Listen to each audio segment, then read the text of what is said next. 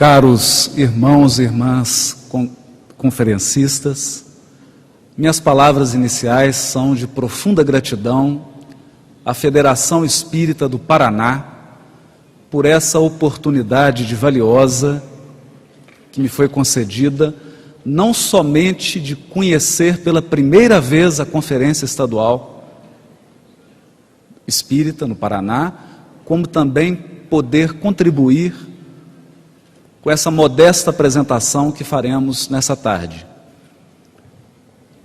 Chamando já a nossa apresentação do slide.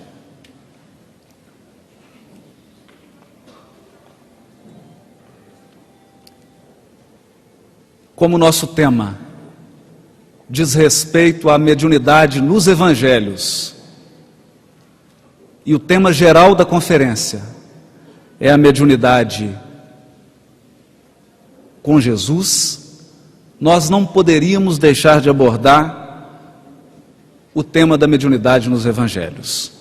E o fazemos iniciando pela intrigante proibição que está presente no livro de Deuteronômio, capítulo 18, versículo 11. Quando Moisés elenca uma série de proibições: não se encontrará entre ti quem consulte feiticeiros e feiticeiras, e ao final do versículo ele diz: nem quem consulte os mortos. O verbo utilizado no texto hebraico é o verbo darash, que é o verbo indagar, perguntar, ou quando se diz respeito ao contexto de uma conversa, o verbo consultar. Por que o legislador do povo hebreu, o missionário que estabeleceu a primeira revelação, que trouxe ao mundo os alicerces da revelação espiritual, faria constar no último dos seus livros, no último livro do Pentateuco mosaico, a proibição de consultar os mortos?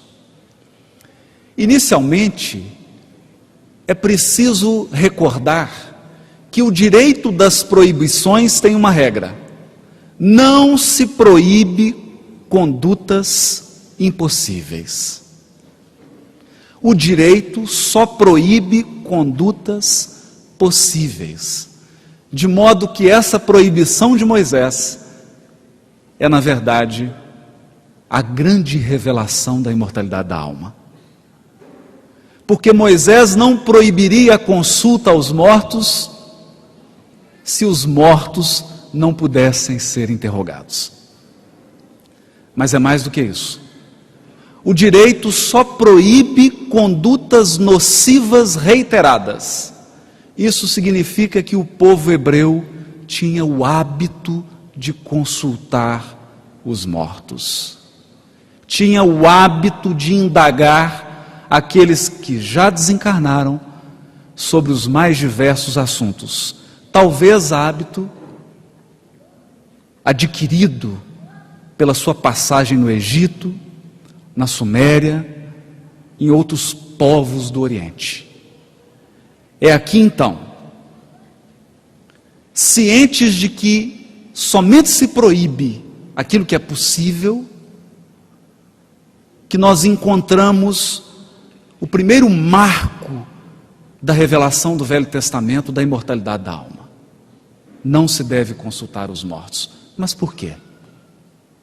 Por que Moisés proibiu? É preciso recordar que cada estágio da evolução humana exige um missionário, um tarefeiro com características próprias. Na época de Moisés, vamos encontrar a humanidade no estágio de infância espiritual, exigindo um legislador severo, disciplinador, duro, que oferecesse uma série de proibições. Assim como a usura da Idade Média pediu um Francisco de Assis, assim como o intelectualismo do século XIX pediu alguém do porte de Allan Kardec, aquele tempo de infância espiritual, pediu alguém como Moisés.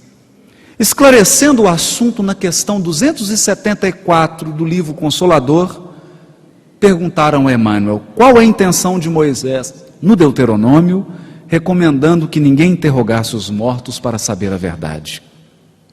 E Emmanuel responde: antes de tudo, faz-se preciso considerar que a afirmativa tem sido objeto injusto de largas discussões por parte dos adversários da nova revelação. E acrescenta: as expressões sectárias, todavia, devem considerar que a época de Moisés não comportava as indagações do invisível, porquanto o comércio com os desencarnados se faria com um material humano excessivamente grosseiro e inferior. Comércio? Como assim?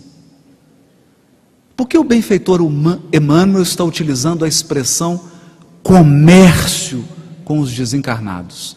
E nós vamos encontrar a resposta em outra obra.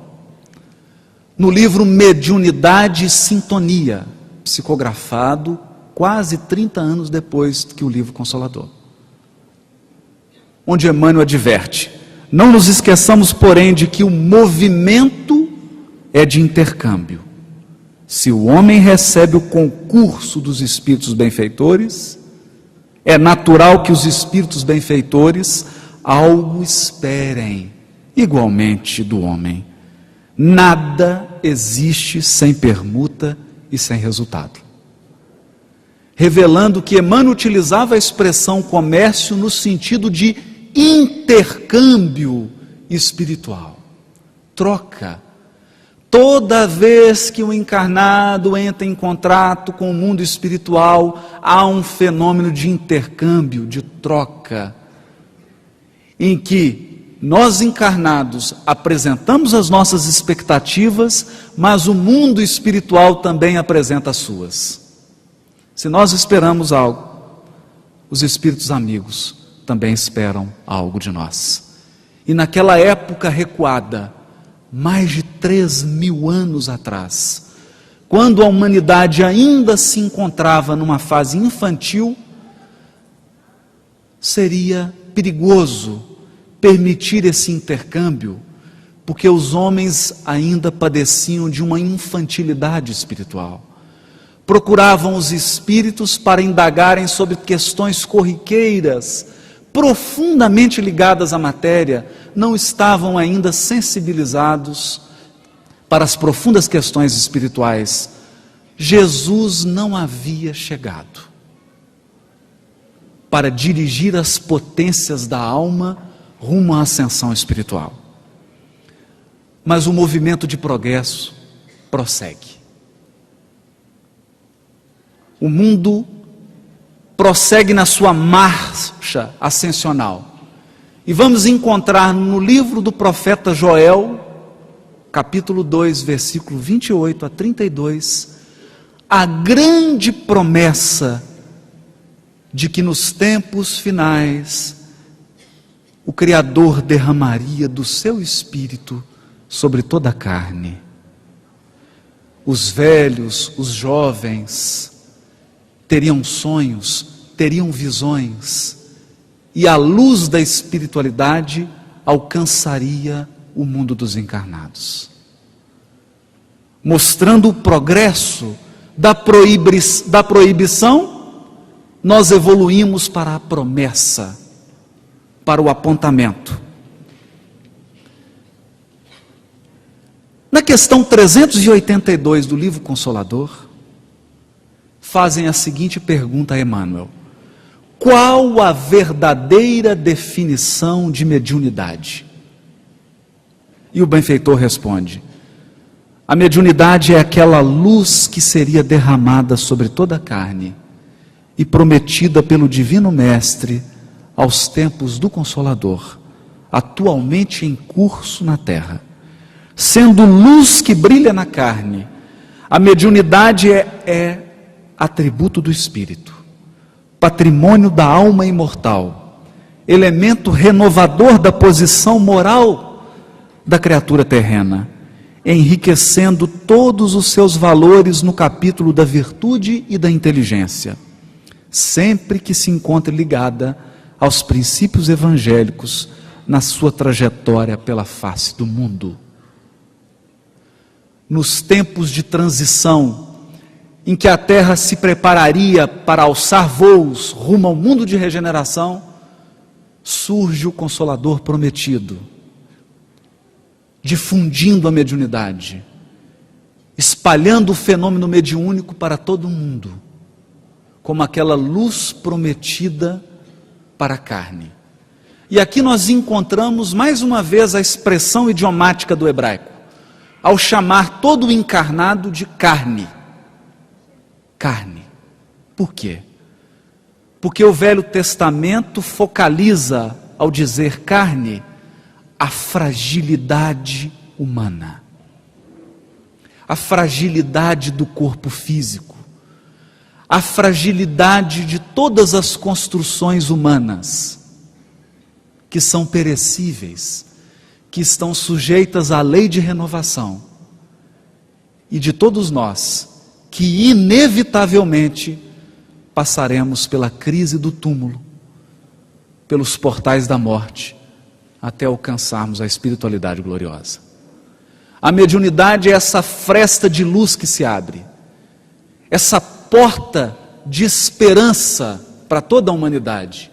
E não haveria construção da ética, da educação e da própria espiritualidade, se não fosse a mediunidade, que nos garantisse a certeza da imortalidade da alma.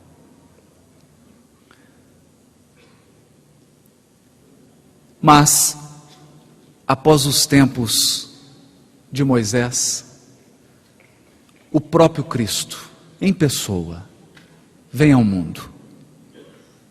E o Evangelho é uma riqueza de manifestação espiritual. O Evangelho é espiritualidade pura, é espírito puro, é a palavra eterna da lei divina, falando ao coração dos seres humanos. Mas como Jesus lida com o fenômeno mediúnico? Talvez um dos fenômenos de maior pujança no Novo Testamento, que é a transfiguração no Monte Tabor. Quando Jesus sobe com os 3 discípulos, Divaldo comentou isso ontem, Jesus se transfigura e aparece no Monte Tabor a figura de Moisés e Elias. Mas o que faz Jesus? Logo após o fenômeno, enquanto desciam do monte, Jesus lhes ordenou, dizendo: não contem a ninguém essa visão, até que o Filho do Homem se levante dos mortos. Isso está em Mateus capítulo 17, versículo 9, mas nós vamos encontrar a mesma proibição em Marcos capítulo 9, versículo 9. Enquanto desciam do monte, ordenou-lhes que não relatassem a ninguém o que tinham visto, a não ser quando o Filho do Homem tivesse se levantado dentre os mortos. Por que mais uma proibição? Moisés já havia proibido de forma categórica o intercâmbio espiritual. Aqui no Evangelho começa o processo de abertura, diante de um fenômeno espetacular de transfiguração do próprio Cristo, de aparição de Moisés e de Elias, os 2 grandes profetas da primeira revelação. Jesus pede discrição, pede prudência, deixando uma lição imortal para todos nós, de que mediunidade é algo sério, que exige seriedade, exige discrição e exige prudência de todos nós. Mas aqui também se iniciava um trabalho paulatino de abertura da mediunidade para a humanidade. Jesus não começa abrindo a mediunidade de forma generalizada. Ele abre primeiro para 3 apóstolos. 3. E diz a eles: aguardem a minha desencarnação. Claro que não usa a palavra desencarnação. Usa uma expressão idiomática: levantar dos mortos. Porque morrer em hebraico, há uma expressão idiomática que diz que morrer é deitar-se. E, portanto, desencarnar, entrar em contato com a espiritualidade é levantar-se. Levantar-se novamente. Aqui ele pede que todos aguardem a comprovação da sua imortalidade, para que o fenômeno mediúnico se espalhe para o colégio apostólico. Para o colégio apostólico. Inicia com 3. E depois se estende aos 12. Como se dá isso? Esse processo de abertura se dá com um fenômeno que ocorre em Jerusalém. Após a crucificação do Mestre, no dia de Pentecostes, que está narrado em Atos capítulo 2, versículo 1 a 5. Ao se completar o dia de Pentecostes, estavam todos juntos no mesmo lugar. De repente surgiu um som do céu, semelhante ao que traz a ventania violenta, e encheu toda a casa onde estavam sentados. E se tornaram visíveis línguas, como de fogo, que se distribuíam para eles, e sobre cada um deles sentou. Lucas usa o verbo sentar-se, dizendo que as línguas se assentaram sobre cada apóstolo. E eles então começaram a falar em diversas línguas. É claro que esse texto tem uma carga simbólica. Lucas fez questão de dividir as nações que estavam presentes em Pentecostes em 12. 12. Porque na época havia uma crença de que a humanidade poderia ser resumida em 12 povos. E que esses 12 povos representavam a universalidade das nações. E ali no dia de Pentecostes, 12 apóstolos, um espírito condutor para cada um dos apóstolos, e cada um falando numa língua diferente. Era a mediunidade que havia se expandido do círculo estreito dos 3 apóstolos para os 12. E esses 12, como tarefeiros da mediunidade, começavam um trabalho de educação da humanidade, ali representada nas 12 nações. Nas 12 nações, entre elas Roma.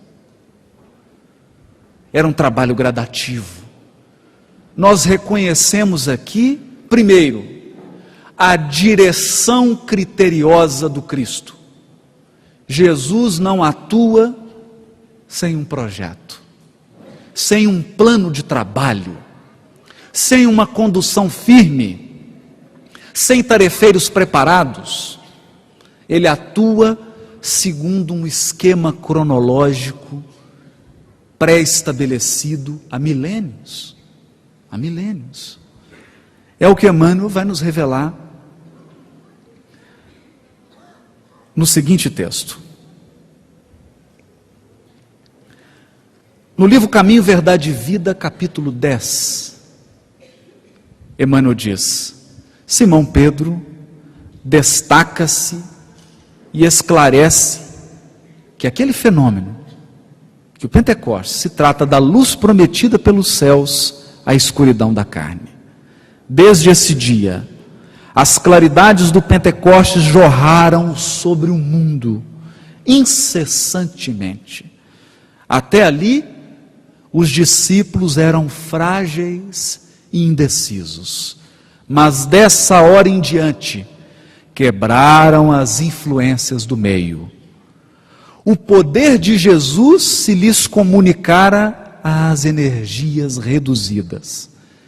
Estabelecera-se a era da mediunidade, alicerce de todas as realizações do cristianismo através dos séculos. É sobre a mediunidade, gloriosa luz dos céus oferecidas às criaturas no Pentecostes, que se edificam as construções espirituais de todas as comunidades sinceras da doutrina do Cristo.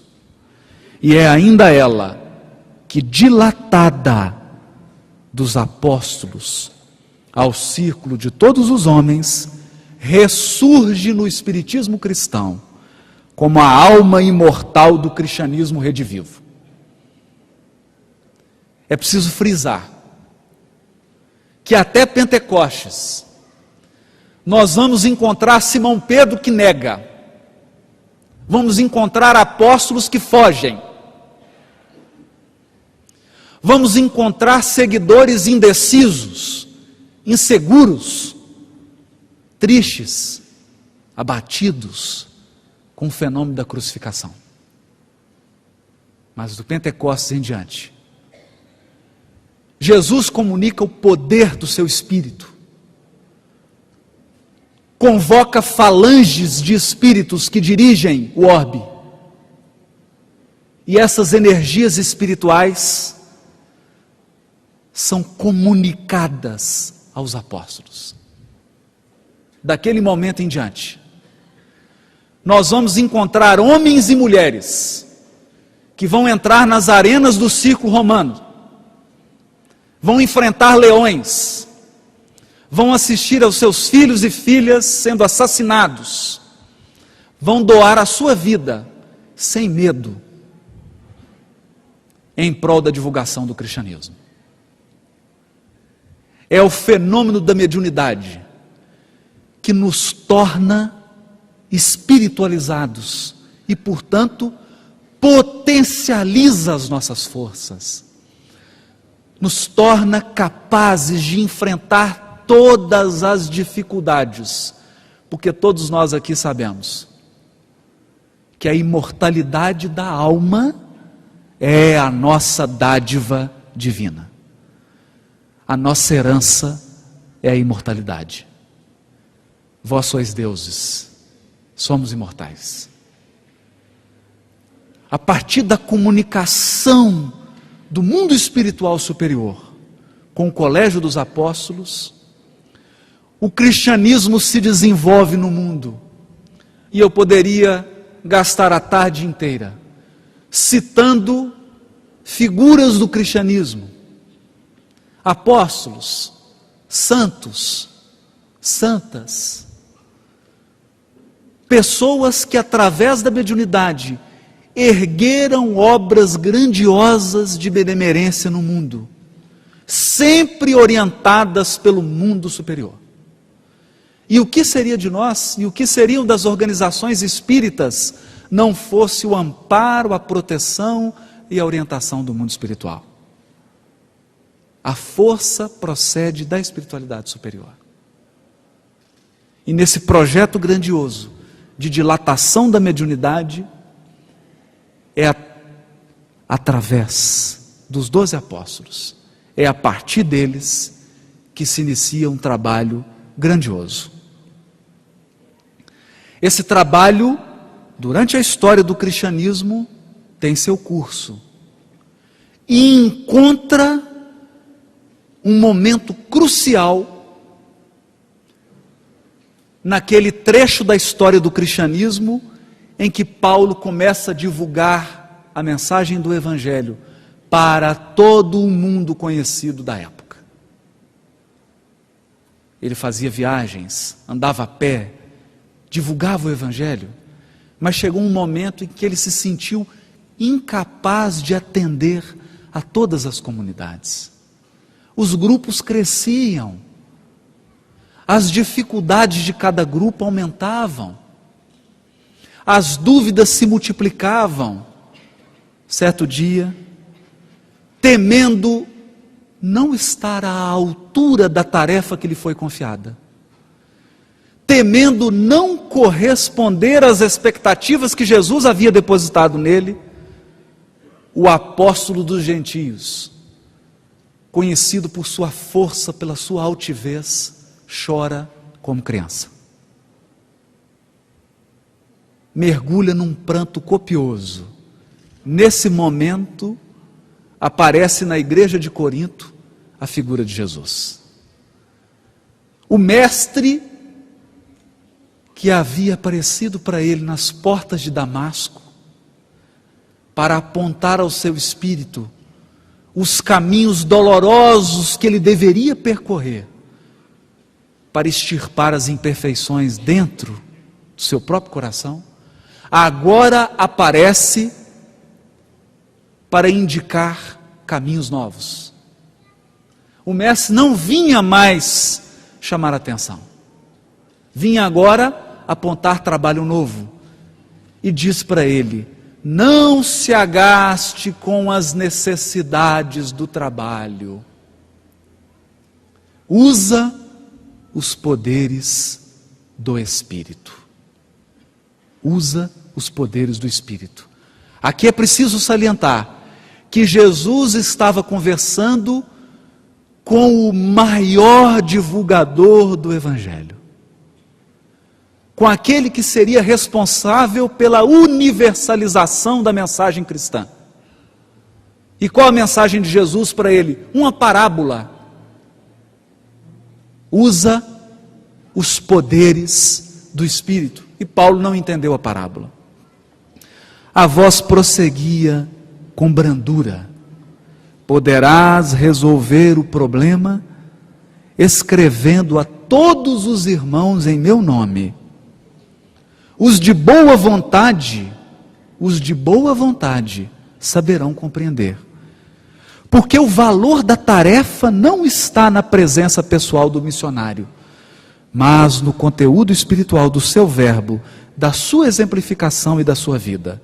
Doravante, Estevão permanecerá mais aconchegado a ti, transmitindo-te os meus pensamentos.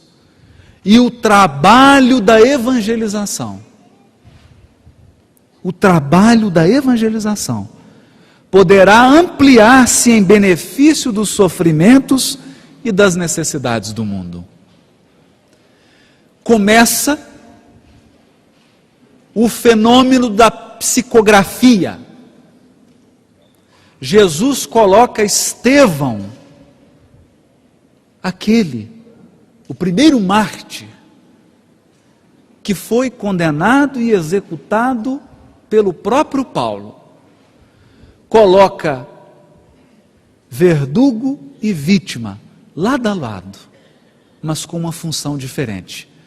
Daquele momento em diante, caberia a Estevão interpretar o pensamento de Jesus e transmiti-lo a Paulo. E Paulo sempre queria escrever. Se acercava dos colaboradores, ditava aquilo que o espírito de Estevão soprava pelas vias da intuição, e os colaboradores escreviam. Surge na terra o intercâmbio entre a esfera do Cristo e a esfera dos homens.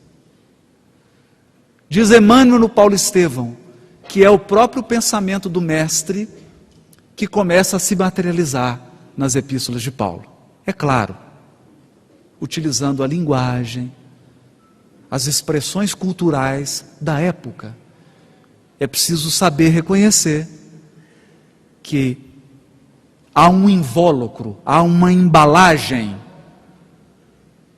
mas no núcleo, no cerne daquela embalagem, está a essência do pensamento do próprio Cristo, orientando o trabalho da mediunidade.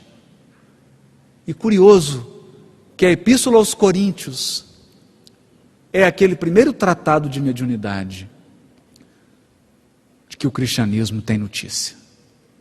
Ali começa Paulo a utilizar os poderes do Espírito. Que poderes? Será que era o de escrever cartas? Não. Não era a esses poderes que Jesus se referia. Jesus conclamava o apóstolo da gentilidade a abrir as comportas da própria alma, a entrar em contato com o mundo espiritual. a receber as orientações do mundo espiritual no trabalho de difusão do Evangelho. E esse movimento tem seu curso até os tempos do Consolador, século XIX. Após a codificação de Kardec, Francisco Cândido Xavier registra no livro Missionários da Luz, capítulo 9, uma palestra que o benfeitor espiritual Alexandre profere no mundo espiritual. Mas o mais curioso, durante o sono físico, encarnados espiritualistas, não só espíritas, espiritualistas, são conduzidos ao mundo espiritual. A maioria deles com tarefas ligadas à mediunidade. E o benfeitor Alexandre faz uma palestra para esses encarnados, orientando o trabalho da mediunidade. Por quê?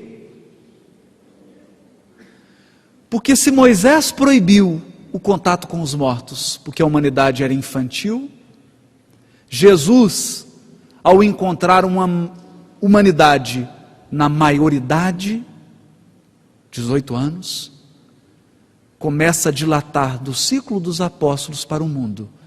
Mas o Espiritismo, Consolador prometido, encontra a humanidade na sua fase de maturidade espiritual. Homens e mulheres amadurecidos espiritualmente, emocionalmente, intelectualmente, para o intercâmbio com as esferas superiores. Nesse momento, era necessária orientação segura. E o que adverte o benfeitor Alexandre? Ele diz assim: a possibilidade de comerciar. Usa mais uma vez a palavra comércio, que Emmanuel utiliza no livro Consolador. A possibilidade de comerciar emoções, intercâmbio, troca, com as esferas invisíveis que vos rodeiam, não representa de modo algum a realização espiritual imprescindível à edificação divina de cada um de nós. Porque o problema da glória mediúnica não consiste em ser instrumento de determinadas inteligências. Ser instrumento de determinadas inteligências. Mas em ser instrumento fiel da divindade, de Deus. Para que a alma encarnada efetue semelhante conquista, é indispensável desenvolver os seus próprios princípios divinos. O que o benfeitor está dizendo? Algo que Emmanuel iria advertir no prefácio do livro Nos Domínios da Mediunidade. Cada mente, cada um de nós é instrumento das forças com as quais sintoniza. O criminoso é instrumento das forças criminosas do mundo espiritual. Assim como o caridoso é instrumento da bondade espiritual. Se nós buscamos os amigos espirituais querendo orientação, eles também nos buscam à procura de mãos, à procura de instrumentos para concretizar na terra os propósitos do Cristo. É o intercâmbio. E não há mediunidade gloriosa sem edificação espiritual íntima. Mas o que é edificação espiritual íntima? Prossegue o benfeitor Alexandre nessa palestra para médiuns no mundo espiritual. Mediunidade, prosseguiu ele, arrebatando-nos o coração, porque André Luiz estava assistindo a palestra também. Constitui meio de comunicação. Meio. E o próprio Jesus nos afirma: eu sou a porta. Olha a ligação. Se alguém entrar por mim, será salvo e entrará, sairá e achará pastagens. Por que a audácia incompreensível? Imaginais a realização sublime, sem vos afeiçoardes ao Espírito de verdade, que é o próprio Senhor. Sem vos afeiçoardes ao Espírito de verdade, que é o próprio Senhor. Ouvi-me, irmãos meus, se vos dispondes ao serviço divino, não há outro caminho senão Ele, Jesus, que detém a infinita luz da verdade e a fonte inesgotável da vida.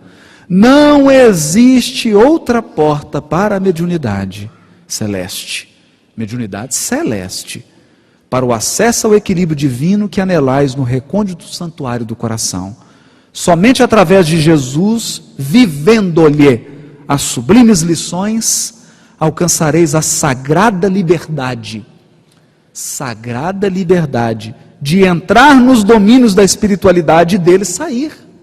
Entrar e sair, conquistando-lhe o pão eterno que vos saciará a fome para sempre. Sem o Cristo, a mediunidade é simples meio de comunicação e nada mais. É um celular, é um aparelho. Mera possibilidade de informação como tantas outras, da qual poderão assenhorear-se também os interessados em perturbações, multiplicando presas infelizes. Lembrai-vos, contudo, de que a lei divina jamais endossou o cativeiro e nunca sancionou a escravidão. Esquecestes a palavra divina que pronunciou: vós sois deuses? Vós sois deuses? O que ele está dizendo? Que entrar em contato com o mundo espiritual não resolvem os problemas transcendentais da alma humana. E que há riscos na mediunidade. Você pode adentrar as esferas espirituais e não voltar. Em sã consciência. Você pode iniciar um intercâmbio com a espiritualidade, mas ser vítima, ser presa de inteligências sombrias que vão escravizar o seu coração e a sua mente, o seu raciocínio. Por isso, aquele que deseja entrar nas esferas espirituais e regressar com proveito, aquele que quer buscar a luz e trazê-la para o próprio coração, precisa reconhecer que mediunidade sem Jesus é um dos maiores riscos que a humanidade tem nas mãos. Mediunidade sem Jesus é muito mais perigoso do que a usina nuclear do Japão. Muito mais. Foi por isso que o próprio Cristo fez um trabalho lento e gradativo de abertura da mediunidade. Primeiro começa proibindo, depois começa prometendo, libera aos poucos para 12 apóstolos, para 3, depois para 12. Depois vem a era do Consolador, e o fenômeno mediúnico se espalha de forma gradativa e segura. Porque nós não desejamos escravidão, nós ansiamos por liberdade. E o Evangelho é o único capaz de dotar a nossa alma de recursos espirituais a fim de adentrarmos os pórticos da espiritualidade.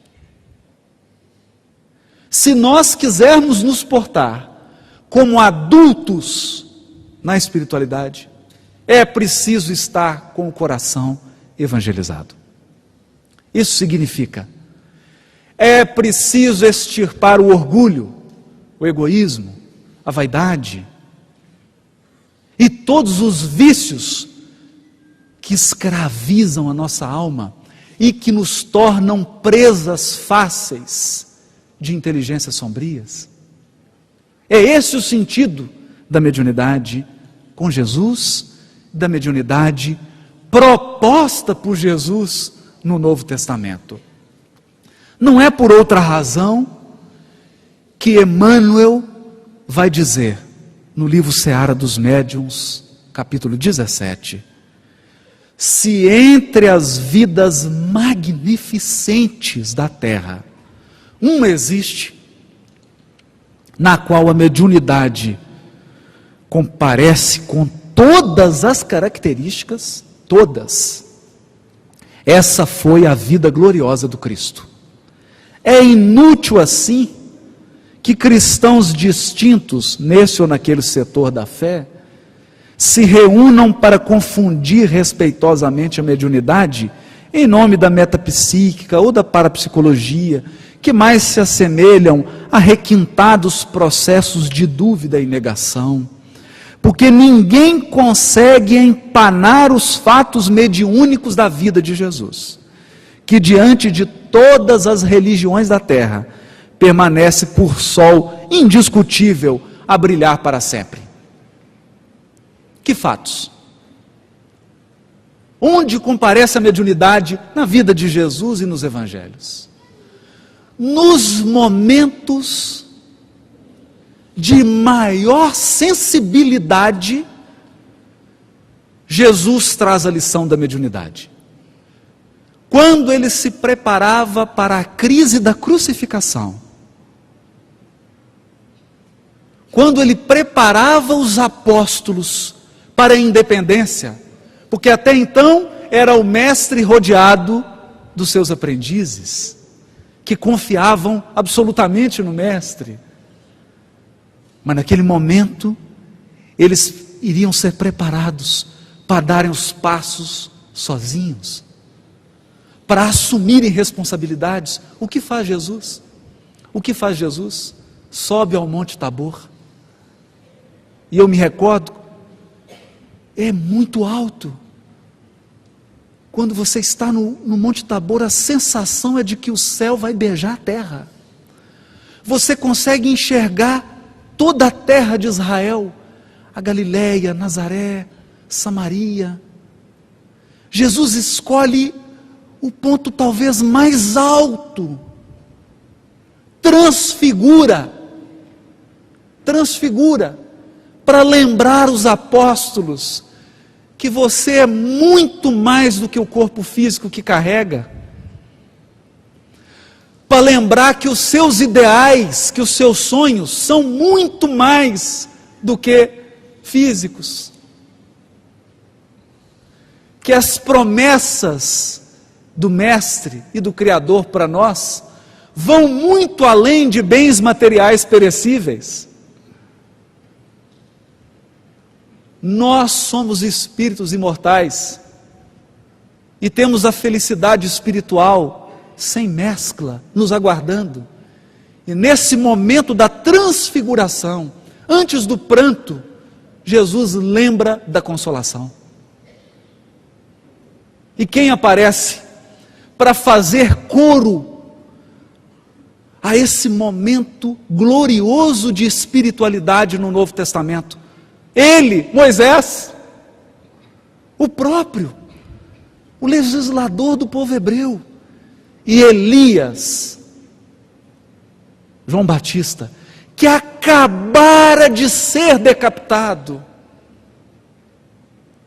o precursor do cristianismo, que acabara de ser assassinado, comparece naquele banquete divino, para dizer aos companheiros, aos apóstolos, que nenhum de nós está abandonado, que a espiritualidade superior, muitas vezes, nos carrega nos braços, que cada um de nós aqui presente, possui suas relações afetivas no mundo espiritual, e que nos momentos mais graves da nossa existência física, esses amigos espirituais estão ao nosso lado, muitas vezes derramando lágrimas, nos amparando, nos lembrando de que os interesses mais graves da nossa vida residem nas questões espirituais. Nos lembrando de que somos espíritos vestidos de corpo. Ou como diz o livro Paulo Estevão, aquele senhor disse para Gamaliel: somos deuses, mas sinto que somos um raio de luz projetado sobre um monte de pó, que é a realidade física, que são as limitações da carne. Por isso que espírito é luz, carne é pó. E nesse momento da transfiguração, vem dar as mãos ao Cristo, vem estender os braços a Jesus, Moisés e Elias, o precursor, João Batista, em espírito. Após aquele momento, os apóstolos ficam tão encantados que queriam conservar aquele momento, queriam que aquele momento nunca mais acabasse, e propõem a construção de tendas. Vamos morar aqui, vamos ficar aqui, não vamos sair. Mas não é assim. Jesus desce, dá o testemunho da cruz, todos fogem, mesmo os apóstolos que presenciaram a crucificação. 2 deles fugiram. Pedro negou. E João fica diante da cruz, ao lado de Maria, perplexo. Qual o futuro do Evangelho se o Mestre está sendo crucificado? Maria, tentando entender com seu coração de mãe, por que seu filho havia sido crucificado. E o que faz Jesus? Logo após a crucificação, na primeira oportunidade que tem de revelar a imortalidade da alma, o que ele faz? Aparece primeiramente para Maria Madalena, aquela que havia vencido as maiores dificuldades morais para seguir Jesus, aquela que havia feito o maior esforço de transformação, porque ela era vítima de 7 obsessores, ela era escrava de 7 inteligências perversas, mas conseguiu superar essa escravidão, conseguiu fazer a transformação moral e transformar-se em seguidora de Jesus. E para presenteá-la, antes de aparecer para a própria mãe, Jesus aparece para Maria Madalena, dizendo para cada um de nós que o prêmio pela evangelização da nossa própria alma é a abertura dos portões da espiritualidade superior. É a entrada nessa luz imperecível do Espírito imortal. Todo o nosso esforço de renovação moral, de renovação íntima, será recompensado pelo próprio governador do orbe, com a sua assistência amorosa. E é o que eu gostaria de destacar nessa tarde, que a mediunidade no Evangelho, nos Evangelhos, no Novo Testamento e no próprio cristianismo, é a verdadeira mediunidade que nos torna livres, que nos conscientiza da nossa imortalidade, dos nossos potenciais espirituais e que nos coloca em contato com o Pai das luzes, com o Criador eterno, que tem as mãos cheias de dádivas para o nosso coração. Muito obrigado. Boa tarde para todos.